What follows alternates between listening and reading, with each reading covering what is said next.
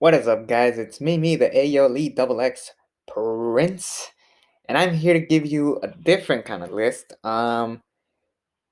Well, for starters, if you are not if you want to do a wrestling video, want me to talk about wrestling, I will briefly talk about wrestling because this is kind of connected to it. Um, but the main focus will be TV shows, movies, and everything that I watch. So, due to the pandemic, I ended up watching a lot of fucking things. A lot of things. Like, it is unbelievable. And I was gonna do that one thing. I don't know if you guys follow Patrick's Crazy Place. Um, yeah. So, Patrick's formerly known as NYG for Life, I believe that was his old name. But basically, he's a big wrestling fan. He's one of the biggest wrestling channels out here. Not saying a lot. But he made a video, like he basically made a video of everything he watched during lockdown. And I was gonna do something similar, but I don't want to be that guy that copies people on channels. So instead, I decided to narrow it down because there's a lot of stuff that I was like, oh, I really don't want to talk about it, or I don't feel like I need to talk about it because one of the things that I watched was Home Alone, Planet of the Apes, the trilogy, the original trilogy. Um, The Nightmare Before Christmas and Kingsman: The Secret Service.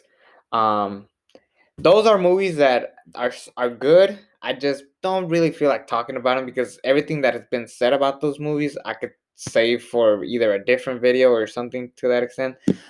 There's a couple of movies I did end up getting to watch at the movie theaters this year. Really, just three. Um, Sonic the Hedgehog, The Invisible Man, and Onward. Those are the only movies I ever saw in the theaters this year. I still haven't seen Tenet, and I kind of don't feel like it. I kind of want to wait until the hype dies down. But here's a fun fact you should know about me. I watched the very first movie I ever watched in theater is Monsters Inc. The very last movie I ever watched in the theater was Onward. And if the theaters closed down, that means that I started and ended with a Pixar movie as the first movie I saw and the last movie I saw was a Pixar film at the theater. That is like insane to think about it. And also, if you guys should know, Soul, Disney Pixar Soul is coming out pretty soon. It's kind of why I wanted to make this video because I wanted to actually talk about. I'm gonna come back to doing some non-wrestling videos, but this is gonna be a list of the 10 things that I enjoyed watching this year. Now, you guys can make like a big bold statement like, oh, why wasn't this here and why wasn't this here? These are just my personal opinions, and it's not like I watched every single thing in the world um during lockdown. But here are 10 things that I did enjoy watching, TV shows and movies that I enjoyed watching this year.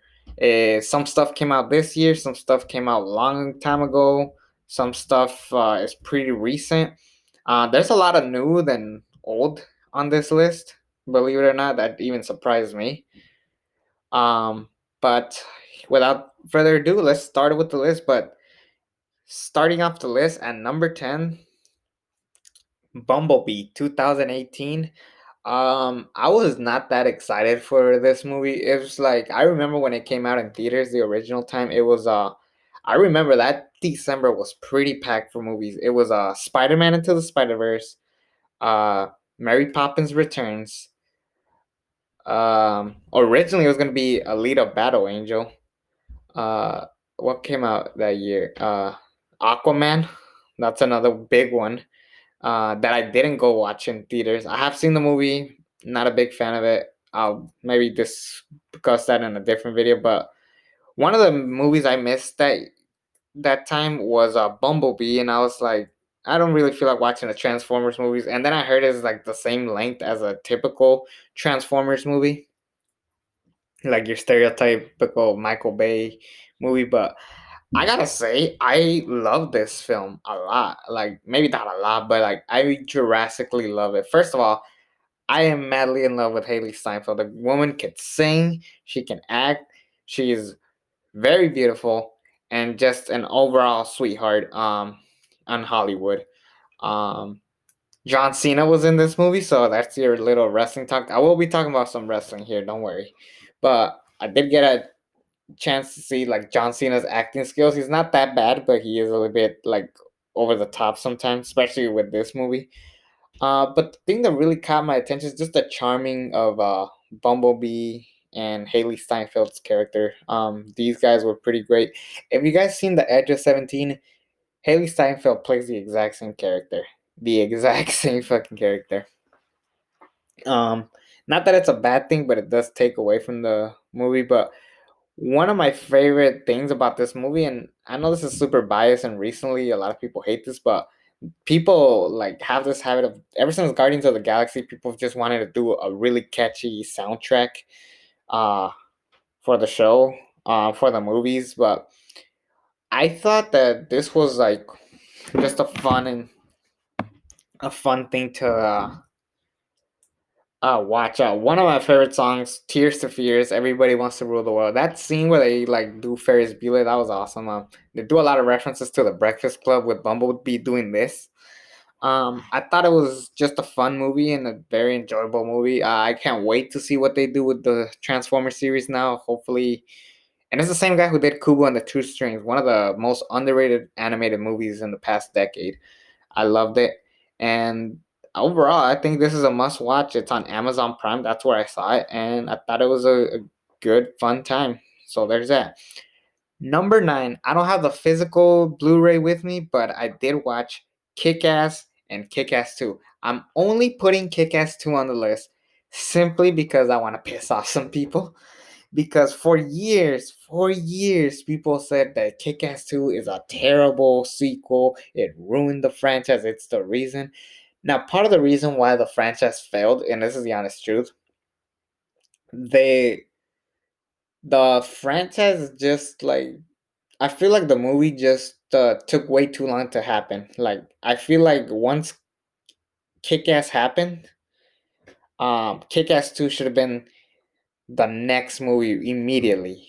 Like that should have happened. Like we should have gotten Kick Ass and then Kick Ass 2 right at 2011. But Matthew Vaughn left to do X Men First Class, as well as we got a different director. I forgot the name of the guy, but a lot of people gave this guy shit for ruining the franchise and killed it. For what they gave us, one, I had a good time. It was fun, crazy, balls to the walls. Not as good as the first one, obviously, but I still had a lot of fun watching Kick Ass too. And at the time, I remember that Chloe Grace Moretz was very over, and she was the best part of the whole movie. I will agree and that say that the whole her midlife crisis, whatever the hell that was stupid. I will say, like, if you take off that part of the movie, you would have a way much better movie. And plus, they never come back to it at the end, so it was like no point. Um, this was mainly a hit girl movie. You could say it's a motherfucker movie. Like that's the name of Christopher Mintz Plaza's character, the motherfucker, or Chris D'Amico. Uh, yeah, everybody was awesome except Kick-Ass. I will admit that Kick-Ass was probably the least important part of this movie. Not that it was bad, it was just like, but I still had a great time. It was just a lot of fun to watch, and this was just a movie that I still watch to this day, and I could never get bored of it. I could say like throughout the years, as I get older, I could criticize the movie as a film critic because that's what everybody does. But at the end of the day, it's just a movie, and I still have a good time. As far as should we have gotten a Kick-Ass 3? Honestly, that would have been the nail in the coffin. Kick-Ass 3 would have definitely been pretty fucking awful. And honest to God, the way the movie ended, it was fine. I could have like lived without another Kick-Ass. I will say this. Netflix did buy the rights to Kick-Ass and Kingsman, and I think they should at least do a Kick-Ass TV series to kind of like fix some of the problems that the movies did. I even had problems with the first one where, maybe it was too corny with the love relationship, and it didn't follow the comics directly, which is good because now that we have the rights to Netflix, Kick-Ass, this franchise deserves a TV series more accurate to the comics. Whether you want to do it a rated R cartoon, that would have been pretty cool. Or if you want to like straight up do a live action Kick-Ass, I personally would have wanted to see a rated R like Samurai Jack type of style Kick-Ass TV series. That is what I would pay good money to see because it will be different than most things that we watch. That's just my personal take. But Kick-Ass 2, I still think it's a fun movie and I do enjoy a good time. Number 8. Number 8 is the one legit wrestling related content I have on this show, on this list. Number 8 is Dark Side of the Ring Season 2. I did get a chance to watch a couple of episodes on Season 1. They're all on YouTube, believe it or not. Shh. But um, Season 2 overall, I think nailed the coffin and just gave us everything we've wanted to hear about wrestling topics. Like they literally gave us the two biggest deaths in history of professional wrestling: Chris Benoit, Eddie, and Owen. Like the fact that they had those like and saw a different perspective from the Chris Benoit. They actually had David Benoit come out, Jericho. We had Vicky Guerrero, who added a lot of Nancy Benoit's sister. So they had a lot of things added to the list, and I thought it was great to see their perspective. And we could finally agree that Owen Hart does not need to be in the WWE Hall of Fame. He deserves somewhat of a wrestling praise if possible, but if not, he'll just be remembered for the Owen Hart Foundation, which we are perfectly fine with. And I think they did a good job of showing us why it was important to show us um, the Hart side of the story. And other than that, they also have other good episodes. They literally talked about anything they could have possibly done. The slap, like that could have been a save for season 3. No, we're doing it on season 2. The slap, heard around the world. I forgot the name of the guys, but you know that epic slap. Like you think wrestling's fake? Bah. They had a Legion of Doom episode, the Road Warriors. It was the weakest one, but it wasn't bad. It was all right. Everything you've seen from the Road Warriors, you've seen before. They talk about the Brawl for All. They saw a new perspective on it. New Jack entertained me on his episode, despite how horrible he was. I still was entertained by that episode. I don't know why. Like I got a crack out of it. Um, Jimmy Snuka, like I've always wanted to know like where was like everybody's mentality while that was going on. Um and everything like that was gonna be talked about on that episode. Uh Trying to think what other episodes they had there. The death of Dino Bravo. That one was pretty fucking intense. Like I'm not gonna lie, I didn't know Dino Bravo that well. I didn't follow his career, but the fact that this happened is like insane. And honestly, I don't know what the hell they're gonna do with season 3. I heard they signed Hulk Hogan, so there's definitely gonna be some Hulk Hogan stories going on. I'm pretty positive they're gonna finally do Hogan Hogan's leaked tape. They're probably gonna talk about that, and more likely the steroid trial is gonna be one of the main topics. I heard they're gonna do the plane ride from hell, which was fine, but I mean, I feel like I've heard every version of the story that could be possibly said, unless they literally get everybody there. Um, Jake the Snake Roberts is having an episode. They already confirmed that, which is fine. Everything I've heard, like I think if you watch Beyond the Mat on Netflix, I think you've seen the Jake story. So they kind of like wasted like not that they wasted. They basically threw all of their best like material on season 2. So it's like, whoa, what are they gonna do for season 3? But overall, I still enjoyed it. I still saw that even though it was crazy. I didn't put the last ride on this series because I already talked about it in a separate video. But yeah, this was just the best way of like just telling people's different story. And oddly enough, the very first episode, the Chris Benoit one, happened exactly during the pandemic just hit. So it was like kind of like convenient time. And the first episode was free on YouTube at the time. I remember that. So who knows? Dark Side of the Ring is. I have seen the Montreal Screwjob from season one. That's the only one I could think of, but that was more of a Cornet Russo video, which is the same as the Brawl for All.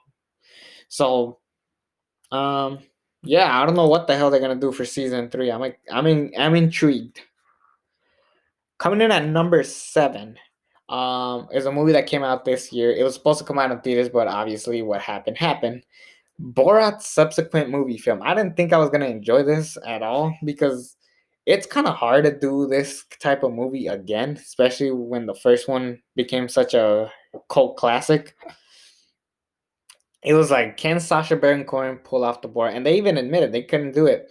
And hell, freaking Sacha Baron Cohen, Sacha Baron Cohen did this movie while we were on quarantine when it just started, when the pandemic just hit. So that was a pretty ballsy thing to do for these guys. And one of the most insane things that happened in the movie was like him dressed as like a fat farmer who's like anti like like he's just a racist, and the story behind that of like him getting chased down the van and almost getting killed for the shit he said, showing that people are just so fucking sensitive these days. Like, people are fucking babies, and this movie proves so. One of like the biggest takeaways from this movie was that the girl, I forgot her name, of the actress, but she killed it as Borat's daughter. She was honestly the best part of the movie, as far as like just showing you um a different side to Borat. And honestly, it was a better pairing. I'd admit that this was a better pairing than him and the other guy from the first movie. That's just my personal take. Uh this was just an insanely funny movie, and of course, the infamous thing that got this movie talking, which was the Rudy Giuliani um, pulling his pants down uh, while with a 15-year-old girl, I believe the actress is 23, but she played a 15-year-old. So it was definitely a fun time. I'll admit the first half is kind of slow and boring, but once we get to the meat, once Borat goes to America, it gets fun from there. So kudos for Borat, or Sacha Baron Cohen, for doing it once again. Coming in at number 6 is a movie I've always wanted to watch. Not because, so I've heard that people were excited that like Adam Sandler was doing a good movie once again in a more serious role, and I was like, okay, whatever. Like, yeah, it's a good movie, whatever. But what caught my attention was who directed this movie. The Safdie brothers, who directed Good Time, which was honestly my favorite Robert Pattinson movie ever. I can't think of any good Robert Pattinson movies that I've seen recently. Like, I haven't seen Tenet yet. Batman may be good, may suck. I don't fucking know yet. But Good Time was an incredibly serious way of seeing like people's perspective and things, and Uncut Gems was just a bigger movie for me because it was Adam Sandler doing a good movie for one. So I was excited to see where this movie was gonna go, and I really, really freaking enjoyed this one. Uncut Gems is just a well told story about a guy who's just obsessed with gambling, and people with gambling addictions could be kind of crazy and they just like do stupid shit. Um, and this movie really showed that. They had a Lakeith Stanfield, I believe that was his name, from Get Out. And he played Snoop Dogg in Straight Outta Compton. He was great. Kevin Garnett, playing himself, was awesome. Adina Menzel is in this movie, playing Adam Sandler's ex-wife. The cast is great, but it was mainly just an Adam Sandler movie for the most part. And I think he nailed it. Adam Sandler, please do more serious movies. I heard he did a Halloween movie that was shit, and it looked like shit. So who knows? Maybe he went back to crappy movies. Who the hell knows? Number 5 is a movie that I saw in theaters opening night. Joker. 2019. Now, why is this on the list if I've already seen it before? Some of the stuff I have already seen prior to seeing it, if that makes sense.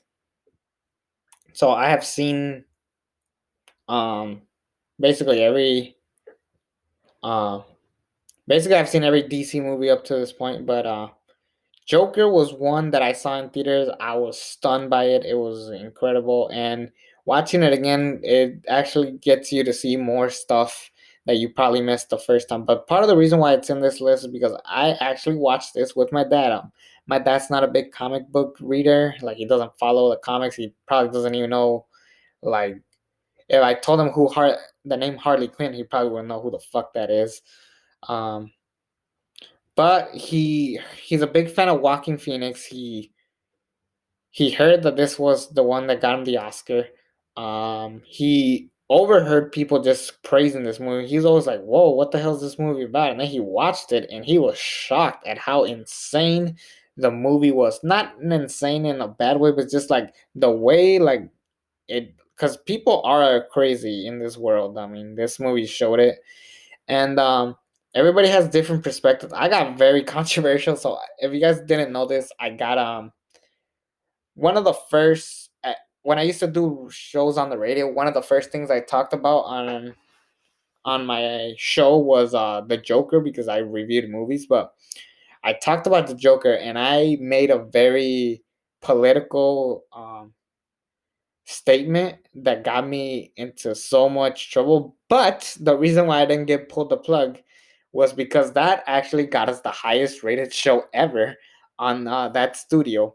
To be fair, it's a really small studio, but that was what got people talking. It was like, oh shit. I'm not going to repeat what I said because it was pretty bad and I don't agree with everything I said around that time, but it really does show you like different perspectives from the movie, because I've seen people who love it and have good reasoning, and I've actually know people who hate it and have excellent reasons to why they didn't like it. So it's all about who this movie could appeal to, and I think everybody should at least check it out. Comic book fan or not, everybody deserves to check it out and see it for themselves. I personally thought the movie was great. It was a well told story, and we could all agree that Joaquin Phoenix deserved the Oscar. So if we could agree with that, then we should be fine. Number 4, The Boys, seasons 1 and 2. What the hell is The Boys? So The Boys is a TV series based on what would a real life, what would superheroes look like in the real world, and it's basically showing you like that all like superheroes would have just been like cash grabbers, entertainers, and they talk about real serious topics like religion and other crap like that. I saw the first season. I was in New York City when the show came out, first season. When I came back, everybody was telling me to watch The Boys. I watched it. I was like, holy shit, this is the best superhero project right now.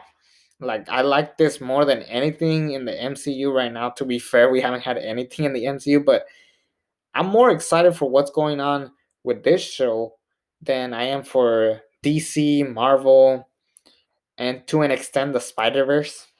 But this is the best superhero product ever. Like, even non superhero fans could watch this, and that is what I enjoyed. That we are finally taking superhero genres more serious and more taking more balls, like as to doing something like this, and it was just great because one of my favorite characters who was a bad guy was Homelander, and the guy was just great at his role, and he showed us why he does what he does, but he also shows him as a good guy, and it just showed different versions of each character. For the first time ever, they actually nailed uh, a villain like spot on. So I gotta give her props. But Aya Cash, who played Stormfront in season 2, this woman knew how to like make you fucking hate her, and I loved every second of it. This woman was a brilliant actress. They cast her perfectly. This was just a good show of just like um And I saw season one again last season, but I will last year. But dude, this year was like awesome. Not as great as the first season. Now I remember when I watched it, I was like, "Damn!" They gave us 3 episodes, and then throughout the week, you were gonna have to get one new episode a week. Okay, fine. But then I watched. I got to watch the first 3 episodes, and the first 2 episodes were okay, but it didn't lead to something that excited me. The third episode's like, okay, now I'm invested and to see what's next. So they did a good job as to like picking where to stop. So season three, I'm definitely more excited. I won't spoil anything because I think that you guys should definitely check this show out. It's if you want to hear like what a political superhero genre would look like, this is the best way to do it because it talks about current events. There is some very intense like action. There's even some very intense sex scenes that are incredibly disturbing. One of the most intense, like it is hard to watch to this day, was a plane scene in season one. Um, and it was just like, what the hell? If you mentioned, I haven't even talked about the boys yet because the characters are just so great. Like Billy Butcher, he is like, so he's supposed to be the hero of the story. Like hell, he's even the main character, Carl Urban. But you never root for the guy because he does very shady shit. Like you understand what he's doing it, but you don't really like how he goes about things. And I thought that was great. Uh Karen Fukuhara, who played the female, this woman is probably one of the next badass female characters we got. She was in Suicide Squad. She played Katana. I remember watching Suicide Squad, and if you guys go back to my original review of Suicide Squad, I even said like this woman should have her own movie.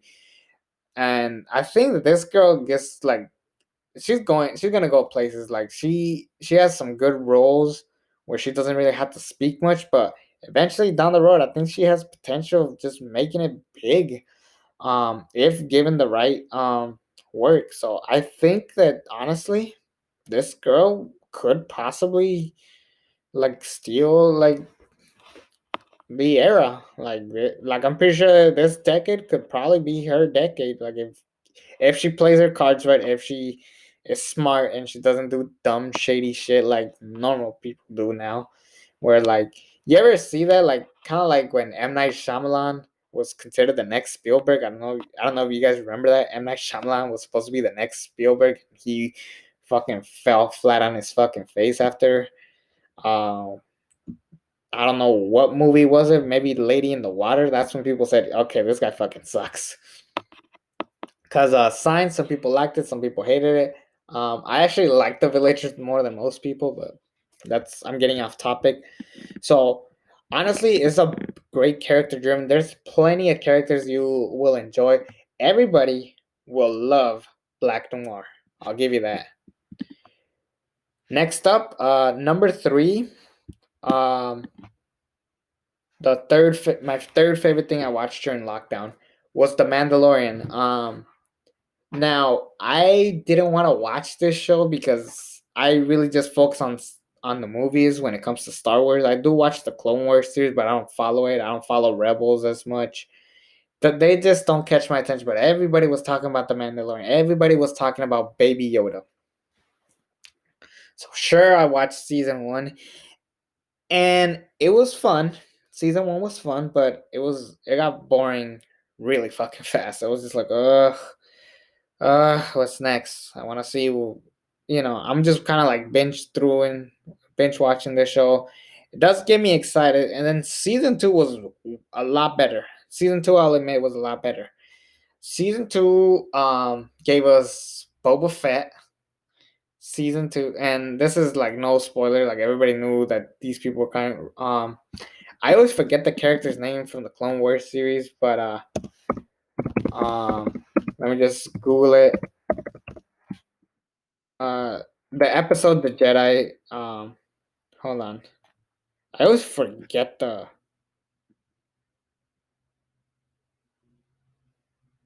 character's name. Ahsoka, who was played by Rosario Dawson. Like I always thought that she looked like Rosario Dawson, so I was like, it's kind of like so convenient that they pick her to play her. It's just so convenient, and we learn a lot from Baby Yoda in season two. Season two, honestly, is way better.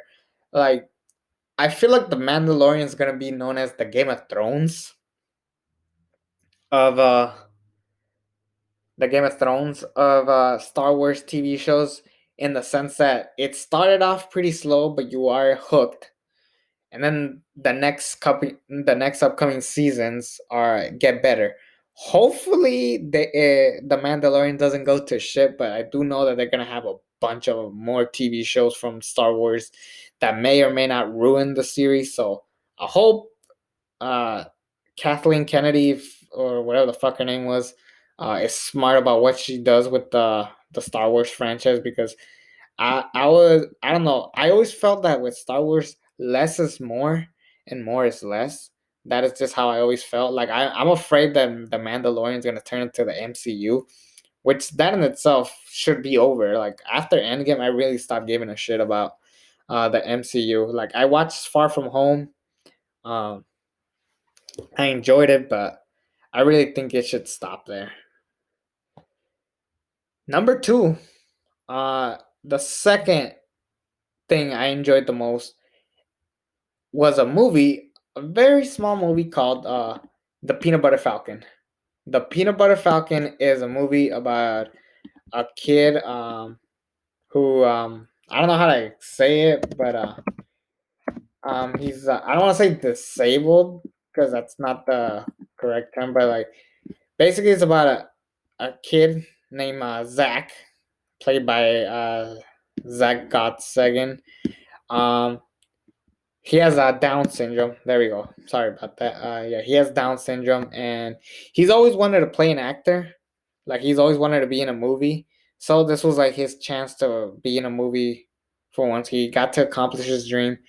And what was the movie about necessarily? So the movie is about like him wanting to escape his nursing home, and in doing so, he finds a guy played by Shia LaBeouf, who was probably one of Shia LaBeouf's best performances in a while. And keep in mind, he wasn't a big name. I always thought he was basically the Jeff Jarrett of actors, in the sense that they put him at the top, and it just didn't fit his character or his acting ability. Like, he wasn't a Robert De Niro, he wasn't a Mark Wahlberg even.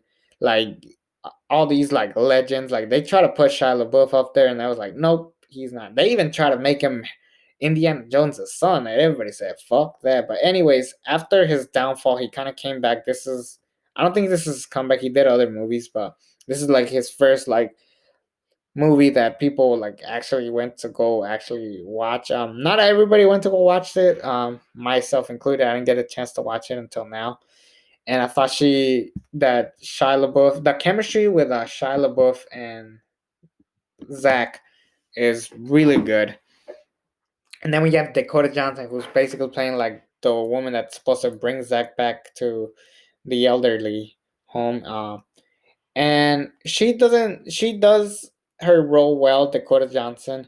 Um, this is like her first like good movie that I could think of. Like, she's mainly known for the 50 Shades of Dog shit. Um, but yeah, it's kind of odd that they got a bunch of people who are kind of going nowhere.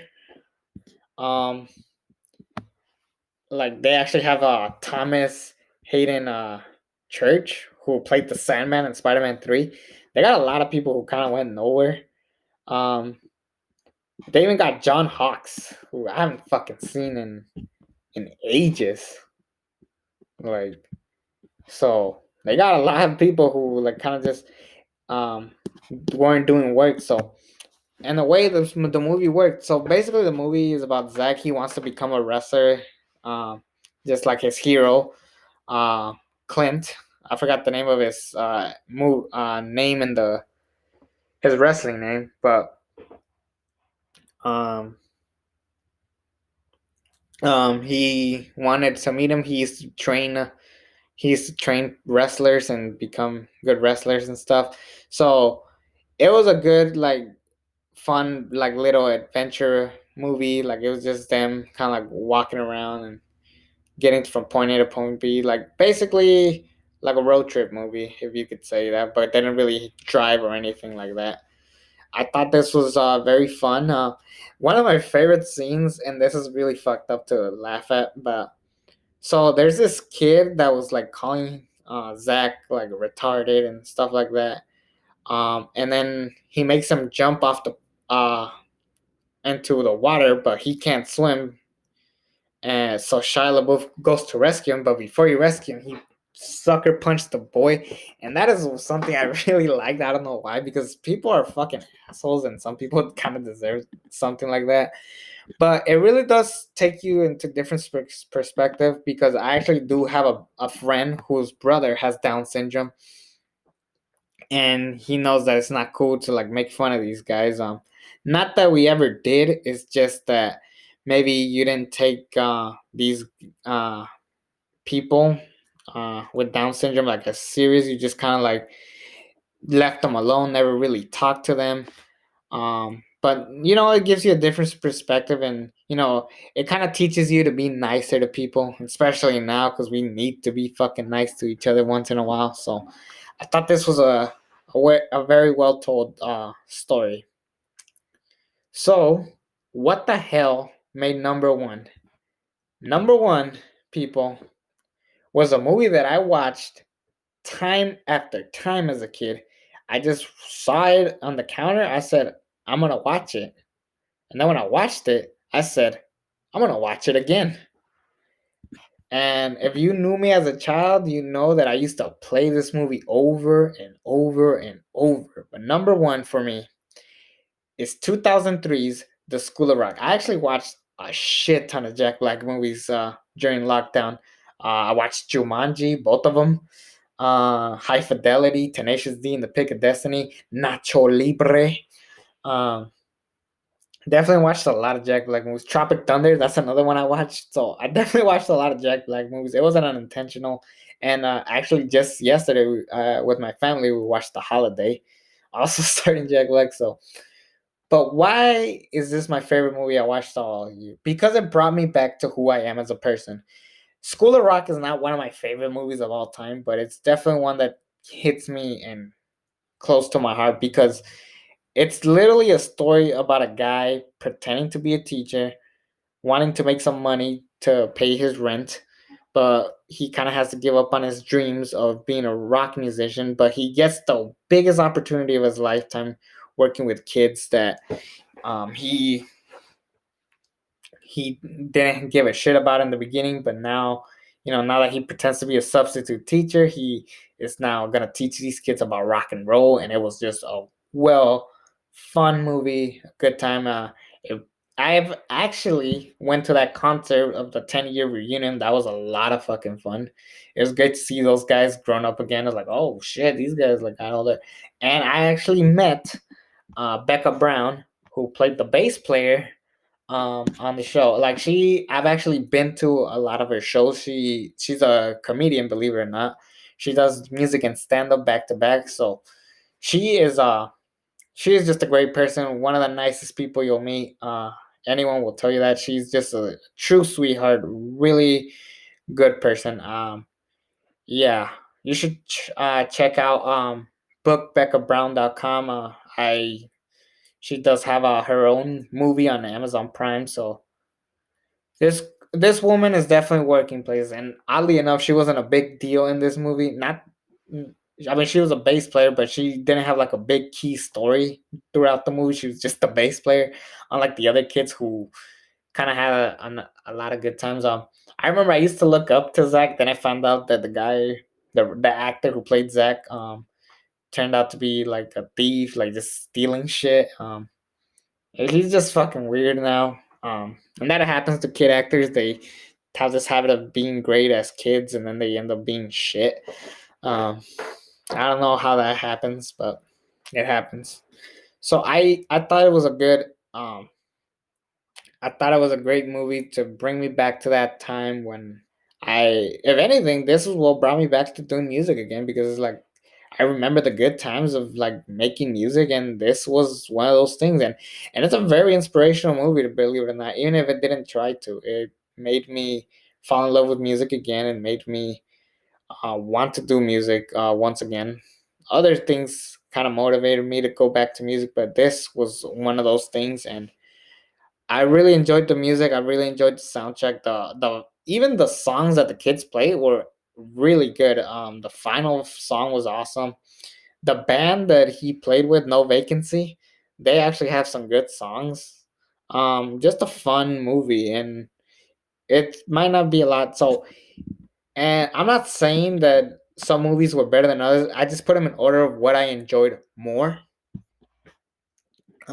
Because I honestly think Joker is one of the is better than School of Rock, or I think Uncut Gems is better than The Mandalorian. But as far as my entertainment, my fun, that is the order that I put them on. So I recommend you to check these 10 things out. I'm pretty sure if you follow my channel, more than likely you've seen every episode of Dark Side of the Ring. You probably watched The Mandalorian and The Boys, because most people follow superhero topics when it comes to wrestling fans. The Peanut Butter Falcon, I do recommend it to you. If you are into wrestling, I think you'll like the Peanut Butter Falcon. Patrick's Crazy plays. I saw his video, and this is one of the movies he watched. I recommend you to check it out. Jake the Snake Roberts and Mick Foley make a cameo on this movie, so keep that in mind. Um, those are the only things I could think of. Um, yeah, that's my video. I will do another video updating like what I'm gonna be doing for the upcoming year 2021 and the future of this channel. So stay tuned for that. It's me, the ALE double X Prince. Subscribe to this channel if you haven't already. And until then.